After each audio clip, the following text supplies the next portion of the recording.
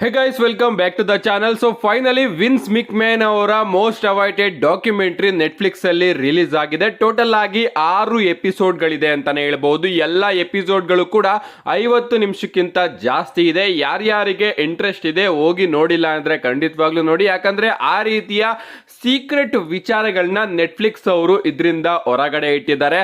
ನಿಜವಾಗ್ಲೂ ಕೆಲವೊಂದಷ್ಟು ಸ್ಪಾಯ್ಲರ್ಸ್ಗಳನ್ನ ಹೇಳ್ತೀನಿ. ಸ್ಪಾಯ್ಲರ್ಸ್ಗಳನ್ನ ಕೇಳಿದ ಕೂಡಲೇ ನಿಮಗೆ ಶಾಕ್ ಆಗುತ್ತೆ, ಹೌದಾ ಈ ರೀತಿ ಎಲ್ಲ ಆಗಿತ್ತಾ ಅಂತ.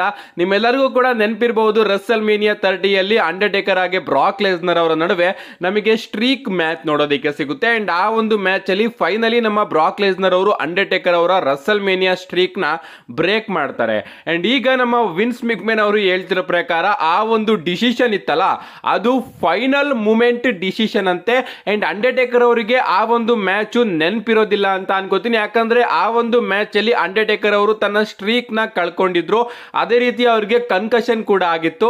ಸೊ ಅಂಡರ್ಟೇಕರ್ ಅವರಿಗೆ ಆ ಒಂದು ಮ್ಯಾಚ್ ಇಷ್ಟ ಆಗಿರೋದಿಲ್ಲ ಅಂತ ನಮ್ಮ ವಿನ್ಸ್ ಮಿಕ್ಮ್ಯಾನ್ ಅವರು ಈ ಒಂದು ಡಾಕ್ಯುಮೆಂಟ್ರಿಲಿ ತಿಳಿಸಿದ್ದಾರೆ. ಇಷ್ಟೇ ಅಲ್ಲ ಗೈಸ್, ನಮ್ಮ ವಿನ್ಸ್ ಮಿಕ್ಮ್ಯಾನ್ ಅವರು ಕ್ರಿಸ್ ಬೆನ್ವಾ ಬಗ್ಗೆನೂ ಕೂಡ ತಿಳಿಸ್ತಾರೆ ಅಂತಾನೆ ಹೇಳ್ಬಹುದು. ಅವ್ರು ಹೇಳ್ತಾರೆ, ಕ್ರಿಸ್ ಬೆನ್ವಾ ಅವರು ಸ್ಟಿರಾಯ್ಡ್ ನ ತಗೊಂಡು ತನ್ನ ಫ್ಯಾಮಿಲಿನ ಹತ್ಯೆ ಮಾಡಿದ್ರು.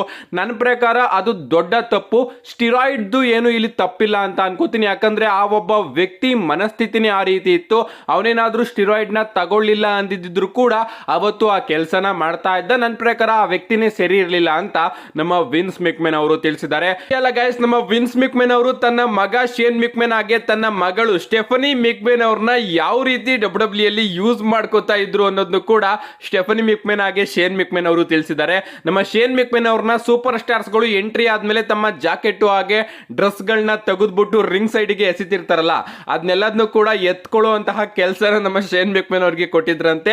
ಅಂಡ್ ಸ್ಟೆಫನಿ ಮಿಕ್ಮ್ಯಾನ್ ಅವ್ರನ್ನ ಸೆಕ್ಸುವಲ್ ಡಾಲ್ ಆಗಿ ನಮ್ಮ ವಿನ್ಸ್ ಮಿಕ್ಮ್ಯಾನ್ ಅವರು ಬಿಸ್ನೆಸ್ ಗೆ ಯೂಸ್ ಮಾಡ್ಕೋತಾ ಇದ್ರಂತೆ. ಅಂಡ್ ನಮ್ಮ ಸ್ಟೆಫನಿ ಮಿಕ್ಮ್ಯಾನ್ ಅವರು ಕೂಡ ಈ ರೀತಿ ನನಗೆ ಖುಷಿನೇ ಆಗ್ತಾ ಇತ್ತು, ಯಾಕಂದ್ರೆ ಬಿಸ್ನೆಸ್ ಗೆ ನನ್ನಿಂದ ಒಳ್ಳೇದಾಗ್ತಾ ಇದೆ ಅಂದ್ರೆ ನನಗೂ ಕೂಡ ಖುಷಿ ಆಗ್ತಾ ಇತ್ತು ಆ ಒಂದು ರೋಲ್ ಅಲ್ಲಿ ಅಂತ ನಮ್ಮ ಸ್ಟೆಫನಿ ಮಿಕ್ಮ್ಯಾನ್ ಅವರು ಕೂಡ ತಿಳಿಸಿದ್ದಾರೆ.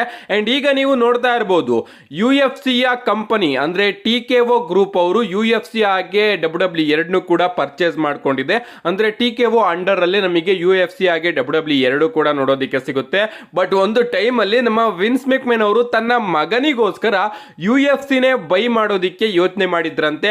ನಮ್ಮ ಶೇನ್ ಮಿಕ್ಮ್ಯಾನ್ ಅವರು ಕೇಳಿದ್ರಂತೆ, ನನಗೆ ಒಂದು ಬೇರೆ ಕಂಪನಿ ಬೇಕು, ಅದರಲ್ಲೂ ಕೂಡ ರೆಸ್ಲಿಂಗ್ ಆಗಬೇಕು, ಅದಕ್ಕೋಸ್ಕರ ನನಗೆ UFC ನ ನೀನು ಕೊಂಡುಕೊಡು ಅಂತ ತನ್ನ ಅಪ್ಪನ ಬಳಿ ಕೇಳಿದಾಗ ನಮ್ಮ ಶೇನ್ ಮಿಕ್ಮ್ಯಾನ್ ಅವರು ಕೂಡ ಹೋಗಿ ನೋಡಿ, ಯಾಕೋ ಈ ಸ್ಪೋರ್ಟ್ಸ್ ನಮ್ಮ WWE ರೀತಿ ಇಲ್ಲ, ನಾವು WWE ಅಲ್ಲಿ ಕ್ಯಾರೆಕ್ಟರ್ಸ್ ಗಳ ಬಗ್ಗೆ ಗಮನ ಕೊಡ್ತೀವಿ, ಇವ್ರನ್ನ ನಾವು ಯಾವಾಗ ಬೇಕಾದ್ರೂ ಹೇಗ್ ಬೇಕಾದ್ರೂ ಯೂಸ್ ಮಾಡ್ಕೋಬಹುದು, ಈ ಒಂದು ಕ್ಯಾರೆಕ್ಟರ್ ನ ತಗೊಂಡ್ ಬರಬಹುದು.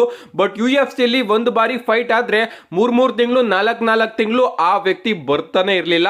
ಅದಕ್ಕೋಸ್ಕರ ನನಗೆ ಆ ಒಂದು ಸ್ಪೋರ್ಟ್ಸ್ ಇಷ್ಟ ಆಗಲಿಲ್ಲ. ಅದಕ್ಕೋಸ್ಕರ ನಾನು ಶೇನ್ ಮಿಕ್ಮ್ಯಾನ್ ಅವರಿಗೆ ಆ ಒಂದು ಕಂಪನಿನ ಪರ್ಚೇಸ್ ಮಾಡಿ ಕೊಡಲಿಲ್ಲ ಅನ್ನೋದ್ರ ಬಗ್ಗೆನೂ ಕೂಡ ಇದರಲ್ಲಿ ಸಂಪೂರ್ಣವಾಗಿ ವಿವರಿಸಲಾಗಿದೆ.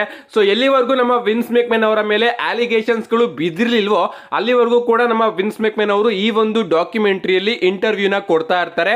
ಬಟ್ ಅಲಿಗೇಷನ್ಸ್ ಗಳು ಬಿದ್ದಾದ್ಮೇಲೆ ವಿನ್ಸ್ ಮಿಕ್ಮ್ಯಾನ್ ಅವರು ಇಂಟರ್ವ್ಯೂನ ಕೊಡೋದಕ್ಕೆ ನಿರಾಕರಿಸಿದ್ರು ಅಂತಾನೂ ಕೂಡ ಒಂದು ಟ್ಯಾಗ್ ಲೈನ್ ನ ನೀವಿಲ್ಲಿ ನೋಡ್ತಾ ಇರಬಹುದು. ಓವರ್ ಆಲ್ ಎಪಿಸೋಡ್ಗಳು ಮಾತ್ರ ಚಿಂದಿ ಆಗಿದೆ.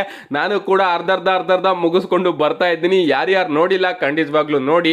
ನೆಟ್ಫ್ಲಿಕ್ಸ್ ಅಲ್ಲೂ ಕೂಡ ಅವೈಲಬಲ್ ಇದೆ, ಅಥವಾ ನಿಮ್ಮ ಹತ್ರ ಟೆಲಿಗ್ರಾಮ್ ಅಲ್ಲಿ ಇದ್ರೆ ಅದರಲ್ಲೂ ಕೂಡ ಅವೈಲಬಲ್ ಇದೆ ಫ್ರೀ ಆಗಿ. ನೆಕ್ಸ್ಟ್ ಅಪ್ಡೇಟ್ ಕಡೆ ಬರ್ತಾದ್ರೆ ಇದಿರ್ತಕ್ಕಂಥದ್ದು ನಮ್ಮ ಜೇ ಉಸೋ ಅವರ ಬಗ್ಗೆ. ನಮ್ಮ ಜೇ ಉಸೋ ಅವರು ಇಂಟರ್ಕಾಂಟಿನೆಂಟಲ್ ಚಾಂಪಿಯನ್ಶಿಪ್ ನ ಗೆದ್ದಾದ್ಮೇಲೆ ಕೆಲವೊಂದಷ್ಟು ರೆಕಾರ್ಡ್ಸ್ ಗಳು ಕೂಡ ಮಾಡಿದ್ದಾರೆ ಅಂತಾನೆ ಹೇಳ್ಬಹುದು. ಇಲ್ಲಿವರೆಗೂ 2 ಫಾದರ್ ಅಂಡ್ ಜೋಡಿಗಳು WWE ಅಲ್ಲಿ ಇಂಟರ್ಕಾಂಟಿನೆಂಟಲ್ ಚಾಂಪಿಯನ್ಶಿಪ್ ನ ಗೆದ್ದಿದ್ದಾರೆ. ಮೊದಲನೇದಾಗಿ ನಮ್ಮ ಕರ್ಟಸ್ ಆಕ್ಸಿಲ್ ಹಾಗೆ ಅವರ ತಂದೆ ಮಿಸ್ಟರ್ ಪರ್ಫೆಕ್ಟ್ ಕೂಡ WWE ಅಲ್ಲಿ ಫಾದರ್ ಹಾಗೆ ಸನ್ ಜೋಡಿ ಇಂಟರ್ಕಾಂಟಿನೆಂಟಲ್ ಚಾಂಪಿಯನ್ಶಿಪ್ ನ ಗೆದ್ದಿದ್ರು. ಅಂಡ್ ಈಗ ನಮ್ಮ ಜೇ ಉಸೋ ಅವರ ತಂದೆ ರಿಕೇಶಿ ಹಾಗೆ ನಮ್ಮ ಜೇ ಉಸೋ ಇವರಿಬ್ರು ಕೂಡ ಇಂಟರ್ಕಾಂಟಿನೆಂಟಲ್ ಚಾಂಪಿಯನ್ ಆಗಿರೋದ್ರಿಂದ ಇವರು 2ನೇ ಫಾದರ್ ಅಂಡ್ ಸನ್ ಜೋಡಿ ಆಗಿದ್ದಾರೆ WWE ಅಲ್ಲಿ ಇಂಟರ್ಕಾಂಟಿನೆಂಟಲ್ ಚಾಂಪಿಯನ್ಶಿಪ್ ನ ಗೆಲ್ಲೋದಕ್ಕೆ. ಇಷ್ಟೇ ಅಲ್ಲ ಗೈಸ್, ನಮ್ಮ ಜೇ ಉಸೋ ಅವರು ಇಂಟರ್ಕಾಂಟಿನೆಂಟಲ್ ಚಾಂಪಿಯನ್ಶಿಪ್ ನ ಗೆಲ್ಲೋದ್ರ ಮುಖಾಂತರ ರಾಕ್, ರಿಕೇಶಿ, ಉಮಾಗಾ ಹಾಗೆ ರೋಮನ್ ರೈನ್ಸ್ ಅವ್ರನ್ನ ಸುಮೋವನ್ ಫ್ಯಾಮಿಲಿಯಲ್ಲಿ ಇಂಟರ್ಕಾಂಟಿನೆಂಟಲ್ ಚಾಂಪಿಯನ್ಶಿಪ್ ನ ಗೆದ್ದಿರುವಂತಹ ಲಿಸ್ಟ್ ಗೆ ಕೂಡ ನಮ್ಮ ಜೇ ಉಸೋ ಅವರು ಹ್ಯಾಡ್ ಆಗಿದ್ದಾರೆ. ನೆಕ್ಸ್ಟ್ ಅಪ್ಡೇಟ್ ಕಡೆ ಬರೋದಾದ್ರೆ ಇದಿರ್ತಕ್ಕಂಥದ್ದು ನಮ್ಮ ಸಾಶಾ ಬ್ಯಾಂಕ್ಸ್ ಅಂದ್ರೆ ಮರ್ಸಿಡೀಸ್ ಮೋನೆ ಅವರ ಬಗ್ಗೆ. ನಿಮಗೆ ಗೊತ್ತಿರಬಹುದು, ಇವರು ನಮಗೆ ಈಗ AEW ಕಂಪನಿಯಲ್ಲಿ ನೋಡೋದಕ್ಕೆ ಸಿಗ್ತಾ ಇದ್ದಾರೆ. ಅಂಡ್ ಅಲ್ಲಿ ಇವರು ಏನೋ ಒಂದನ್ನ ಮಾಡ್ತಾ ಇದಾರೆ, ನನಗಂತೂ ಅರ್ಥ ಆಗ್ತಾ ಇಲ್ಲ ಅವ್ರು ಏನು ಮಾಡ್ತಾ ಇದಾರೆ ಅಂತ. ಅಂಡ್ ಇವರ ಬಳಿ ಈಗ WWE ಬಗ್ಗೆ ಪ್ರಶ್ನೆ ಕೇಳಲಾಗುತ್ತೆ, ನೀವು ಈಗ WWE ಗೆ ಹೋಗೋದಕ್ಕೆ ಇಷ್ಟಪಡ್ತೀರಾ ಮಾಡ್ತೀರಾ, ಡಬ್ಲ್ಯೂ ಅವರು ನಿಮಗೆ ಆಗ ಒರಿಜಿನಲ್ ನೇಮ್ನ ಕೊಟ್ಟು ಅಮೌಂಟ್ನ ಆಫರ್ ಮಾಡಿದ್ರೆ ನೀವು ಡಬ್ಲ್ಯೂಗೆ ಹೋಗ್ತೀರಾ ಅಂತ ಕೇಳಿದಾಗ ನಮ್ಮ ಸಾಶಾ ಬ್ಯಾಂಕ್ಸ್ ಅಂದ್ರೆ ಮರ್ಸಿಡಿಸ್ ಮೋನೆ ಅವರ ಆನ್ಸರ್ ಏನಿತ್ತು ಗೊತ್ತಾ? ಅವ್ರು ಹೇಳ್ತಾರೆ AEW ಕಂಪನಿಯವರು ಈಗ ನನ್ನನ್ನು ಬೆಟರ್ ಆಗಿ ಟ್ರೀಟ್ ಮಾಡ್ತಾ ಇದ್ದಾರೆ, ಇದು ನನ್ನ ಹೋಮು, ಸೊ ನಾನು ಅನ್ಸೋದಿಲ್ಲ, ನನಗೆ ಅನ್ಸೋದಿಲ್ಲ ನಾನು ಡಬ್ಲ್ಯೂಗೆ ಹೋಗ್ತೀನಿ ಅಂತ ಸಾಶಾ ಬ್ಯಾಂಕ್ಸ್ ಅವರು ಈ ರೀತಿ ಆನ್ಸರ್ನ ಕೊಟ್ಟಿದ್ದಾರೆ. ಸೊ AEW ಕಂಪನಿಗೆ ಹೋದವರೆಲ್ಲರೂ ಕೂಡ ಡಬ್ಲ್ಯೂ ಬಗ್ಗೆ ಮಾತಾಡೇ ಆಡ್ತಾರೆ. ಅಂಡ್ ಈಗ ನಮ್ಮ ಸಾಶಾ ಬ್ಯಾಂಕ್ಸ್ ಅವರು ಕೂಡ ಅದನ್ನೇ ಮಾತಾಡ್ತಾ ಇದ್ದಾರೆ. ಫೈನಲ್ ಆಗಿ ಭಿಕ್ಷೆ ಎತ್ಕೊಂಡು ಅವರು ಡಬ್ಲ್ಯೂ ಕಂಪನಿಗೆ ಬರಲೇಬೇಕಾಗುತ್ತೆ. ನೆಕ್ಸ್ಟ್ ಫೈನಲ್ ಅಪ್ಡೇಟ್ ಕಡೆ ಬರೋದಾದ್ರೆ ಇದಿರ್ತಕ್ಕಂಥದ್ದು bad blood premium live event ಬಗ್ಗೆ. ಇನ್ನೇನು ನಮಗೆ ಮುಂದಿನ ತಿಂಗಳು 5ನೇ ತಾರೀಕು bad blood premium live event ನೋಡೋದಕ್ಕೆ ಸಿಗ್ತಾ ಇದೆ. ಡಬ್ಲ್ಯೂ ಅವರು ಈ ಒಂದು ಪ್ರೀಮಿಯಂ ಲೈವ್ ಇವೆಂಟ್ ಅಲ್ಲಿ ಮೈನ್ ಇವೆಂಟ್ ಗೆ ಯಾವ ಮ್ಯಾಚ್ ನ ಹಾಕ್ತಾರೆ ಅನ್ನೋದು ಸಿಕ್ಕಾಪಟ್ಟೆ ಕನ್ಫ್ಯೂಷನ್ ಹಾಗೆ ಡಿಬೇಟು ಈಗ ಇಂಟರ್ನೆಟ್ ಅಲ್ಲಿ ಸಿಕ್ಕಾಪಟ್ಟೆ ನಡೀತಾ ಇದೆ. ಸ್ವಲ್ಪ ಜನ ಎಕ್ಸ್ಪೆಕ್ಟ್ ಮಾಡ್ತಾ ಇದ್ದಾರೆ ನಮ್ಮ ಡ್ರೂ ಮ್ಯಾಕೆಂಟೈರ್ ಹಾಗೆ CM ಪಂಕ್ ಅವರ ನಡುವಿನ hell in a cell bad blood ನ ಮೈನ್ ಇವೆಂಟ್ ಅಲ್ಲಿ ಇರಬೇಕು ಅಂತ. ಅಂಡ್ ಇನ್ನ ಸ್ವಲ್ಪ ಜನ ಕೋಡಿ ರೋಡ್ಸ್ ಹಾಗೆ ರೋಮನ್ ರೈನ್ಸ್ ಅವರು ಲೆಜೆಂಡರಿ ಟ್ಯಾಗ್ ಟೀಮ್ ಆಗಿ ಬರ್ತಾ ಇದ್ದಾರೆ. ಸೊ ಇಬ್ರದ್ದು ಹೋಮ್ ಗ್ರೌಂಡ್ ರೀತಿನೇ ಅಟ್ಲಾಂಟಾ ನೋಡೋದಕ್ಕೆ ಸಿಗ್ತಾ ಇದೆ. ಇವರ ಮ್ಯಾಚ್ ಮೈನ್ ಇವೆಂಟ್ ಅಲ್ಲಿ ಇರಬೇಕು ಅಂತ ಸ್ವಲ್ಪ ಜನ ಎಕ್ಸ್ಪೆಕ್ಟ್ ಮಾಡ್ತಾ ಇದ್ದಾರೆ. ನೋಡೋಣ ಫೈನಲ್ ಆಗಿ ಯಾವ ಮ್ಯಾಚ್ ನಮಗೆ ಬ್ಯಾಡ್ ಬ್ಲಡ್ ನ ಮೈನ್ ಇವೆಂಟ್ ಅಲ್ಲಿ ನೋಡೋದಕ್ಕೆ ಸಿಗುತ್ತೆ ಅಂತ. ಸೊ ಕನ್ಫ್ಯೂಷನ್ ಮೈನ್ ಇವೆಂಟ್ ಅಲ್ಲಿ ಖಂಡಿತವಾಗ್ಲೂ ಇದೆ. ಬಟ್ ಒಂದು ಸ್ಪಾಯ್ಲರ್ ಏನಪ್ಪಾ ಅಂದ್ರೆ ನಮಗೆ ಬ್ಯಾಡ್ ಬ್ಲಡ್ ನ CM ಪಂಕ್ ಹಾಗೆ ಡ್ರೂ ಮ್ಯಾಕೆಂಟೈರ್ ಅವರ ಹೆಲ್ ಇನ್ ಎ ಸೆಲ್ ಮ್ಯಾಚ್ ಏನಿದೆ, ಈ ಒಂದು ಮ್ಯಾಚ್ ಸಿಕ್ಕಾಪಟ್ಟೆ ಬ್ರೂಟಲ್ ಆಗಿರುತ್ತೆ. ಅಂಡ್ ಈ ಒಂದು ಮ್ಯಾಚ್ ಅಲ್ಲಿ ನಮಗೆ ಬ್ಲಡ್ ಬಾತ್ ಕೂಡ ನೋಡೋದಕ್ಕೆ ಸಿಗುತ್ತೆ. ಇದಂತೂ 100% ಕನ್ಫರ್ಮ್ ವಿಚಾರ. ಬ್ಯಾಡ್ ಬ್ಲಡ್ ಅಂತ ಪ್ರೀಮಿಯಂ ಲೈವ್ ಇವೆಂಟ್ ಇದೆ. ಅಂಡ್ ಆ ಒಂದು ಪ್ರೀಮಿಯಂ ಲೈವ್ ಇವೆಂಟ್ ಅಲ್ಲಿ ಇಬ್ಬರು ಹಿತ ಶತ್ರುಗಳಾದ CM ಪಂಕ್ ಹಾಗೆ ಡ್ರೂ ಮ್ಯಾಕೆಂಟೈರ್ ಅವರು ಹೆಲ್ ಇನ್ ಎ ಸೆಲ್ ಒಳಗಡೆ ಕಂಪ್ಲೀಟ್ ಮಾಡೋದಕ್ಕೆ ಹೋಗ್ತಾ ಇದ್ದಾರೆ. ಇದಕ್ಕಿಂತ ಮುಂಚೆ ಸ್ಟ್ರಾಪ್ ಮ್ಯಾಚ್ ಅಲ್ಲಿ ಇವರ ಬ್ರೂಟಾಲಿಟಿ ಯಾವ ರೀತಿ ಇತ್ತು ಅಂತ ನಿಮಗೆ ಗೊತ್ತೇ ಇರಬಹುದು. ಸೊ ಈಗ ಹೆಲ್ ಇನ್ ಎ ಸೆಲ್ ಮ್ಯಾಚ್ ಅಲ್ಲಿ ಇರೋದ್ರಿಂದ ಈ ಒಂದು ಮ್ಯಾಚ್ ಅಲ್ಲಿ ನಮಗೆ 100% ಬ್ಲಡ್ ಬಾತ್ ನೋಡೋದಕ್ಕೆ ಸಿಕ್ಕೇ ಸಿಗುತ್ತೆ.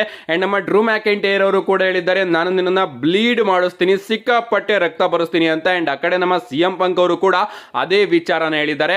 ಸೊ ನಾವು 100% ಈ ಒಂದು ಮ್ಯಾಚ್ ಅಲ್ಲಿ ಬ್ಲಡ್ ಬಾತ್ ನೋಡೋದಕ್ಕೆ ಸಿಗಬಹುದು. ಇಬ್ಬರು ಕೂಡ ರಕ್ತದಿಂದ ಮುಳುಗೋಗಿರುವಂತಹ ದೃಶ್ಯ ನಮಗೆ ಈ ಒಂದು ಮ್ಯಾಚ್ ಅಲ್ಲಿ ನೋಡೋದಕ್ಕೆ ಸಿಗಬಹುದು. ನಿಮ್ಗೆ ಅನ್ಸುತ್ತೆ ಈ ಒಂದು ಮ್ಯಾಚ್ ಅಲ್ಲಿ ಎಷ್ಟು ಬ್ರುಟಾಲಿಟಿನ ಡಬ್ಲ್ಯೂ ಅವರು ಆಡ್ ಮಾಡಬಹುದು, ಯಾವ ಯಾವ ವೆಪನ್ಸ್ ಗಳ ಯೂಸ್ ನಮಗೆ ಈ ಒಂದು ಮ್ಯಾಚ್ ಅಲ್ಲಿ ನೋಡೋದಕ್ಕೆ ಸಿಗಬಹುದು, ಹಂಗೆ ಸ್ವಲ್ಪ ಕಮೆಂಟ್ ಸೆಕ್ಷನ್ ಅಲ್ಲಿ ಕಮೆಂಟ್ ಮಾಡಿ ಅಂತ ಹೇಳ್ತಾ ಇಷ್ಟು ಇವತ್ತಿನ ವಿಡಿಯೋ ಲೈಕ್ ಮಾಡಿ, ಚಾನಲ್ ಸಬ್ಸ್ಕ್ರೈಬ್ ಮಾಡ್ಕೊಳ್ಳಿ. See you guys in my next video.